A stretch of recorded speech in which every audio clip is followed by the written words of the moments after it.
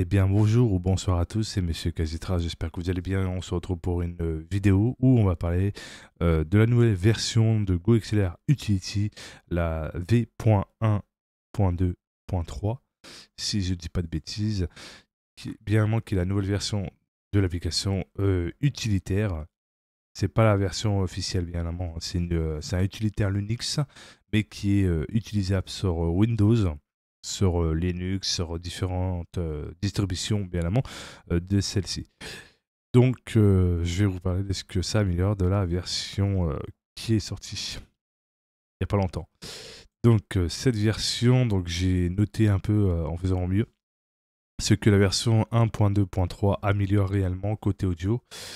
Correction du chargement et de la sauvegarde des profils, évite les faders ou réglages mal reconnus au démarrage qui pouvaient provoquer un bug de volume ou un mute inattendu, réécriture du code et des dépendances, meilleure compatibilité avec les versions récentes de Windows 10 et 11, donc moins de crash de services audio, amélioration du serveur interne, web server Currency, je crois que ça se dit comme ça, désolé pour l'anglais foireux, ce qui gère la communication entre le logiciel et le matériel GoXLR, une meilleure gestion, moins de risques de perte de connexion entre la GoXLR et le PC, forçage du fader assignement au chargement, donc en chargement plus donc là avec la flèche pour expliquer un petit peu, évite les situations où les canaux audio sautaient au redémarrage et causer des pertes de son sur OBS et Discord.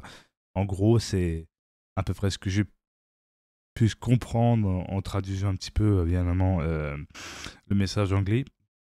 Donc, ce que ça fait pas en gros, ce que la mise à jour ne fait pas directement.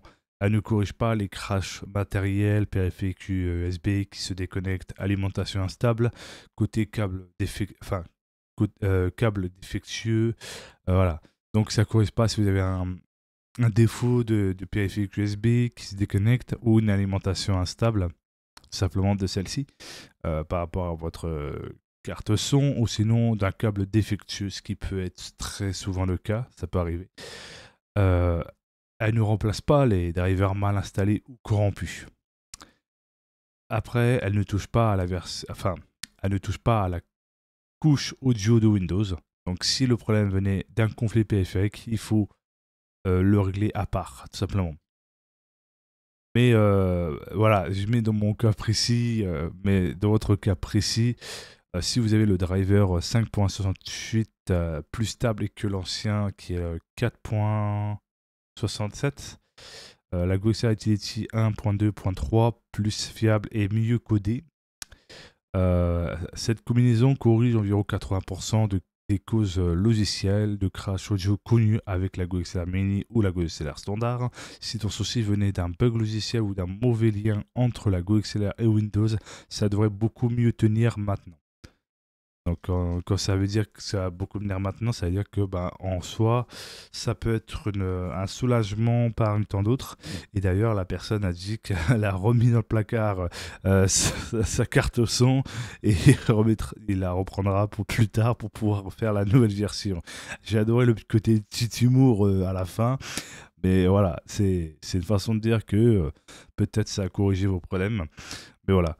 Donc généralement, Windows peut modifier aussi des trucs audio, c'est fort possible aussi. L'abandon bien évidemment du projet donc de la GoXLR standard et mini par les développeurs à cause de la maison mère Music Tribe qui les a licenciés pour une deuxième fois parce que la première équipe c'était celle qui était au Canada, la deuxième c'était une autre équipe et alors là, vous voyez un peu que les gros soucis des grosses entreprises, c'est que ça se dit que ça a des plus grosses couilles, mais en fin de compte, ça perd ses couilles quand ça veut vraiment se mettre à soutenir le projet et puis personne. Il y a des entreprises qui soutiennent énormément le projet et t'en as d'autres qui ne le feront pas parce qu'ils n'ont pas de couilles. Enfin, je le dis honnêtement, avec sincérité, focussez-vous sur tout ce qui est la roadcaster duo ou sinon le Wave. Je crois que c'est... Ah non, voilà. Le Elgato qui est excellent en termes de carte son. Vous avez le Elgato avec le. Je sais plus comment ça s'appelle, merde. Avec les boutons, vous pouvez sélectionner de scènes. Enfin, n'hésitez pas à me rattraper dans les commentaires. Je sais plus comment ça s'appelle. En même temps que je suis malade, donc j'aurais pu penser correctement comme mes habitudes. Après, vous avez vraiment la carte son Hercule 200, vous avez la Avermedia 310, vous avez vraiment, il y en a plein. Vous avez la Fifine que je vous ai déjà présentée sur la chaîne qui est très bien, qui, bien vous pouvez utiliser d'ailleurs le logiciel de Elgato qui est d'ailleurs gratuit, il y a la bêta pour justement gérer des trucs de son à part, un peu comme si vous avez la Go XLR. J'ai pu voir, faire quelques tests et ça marche plutôt bien. Après, c'est une question de paramétrage à faire vous-même.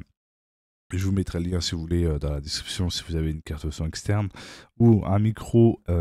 Si vous n'avez pas de carte son externe, je crois, je sais plus. Je sais pas si c'est possible avec les micros USB, mais je mets quand même dans la description. Vous me dites vos expériences, ça sera tout le temps intéressant. En tout cas, si ça vous a plu, cette vidéo de news, n'oubliez pas de vous abonner, de mettre un pouce bleu, d'activer la cloche de notification et de partager. Et surtout, n'hésitez pas à discuter dans l'espace commentaire pour aider ceux ou celles qui sont en galère.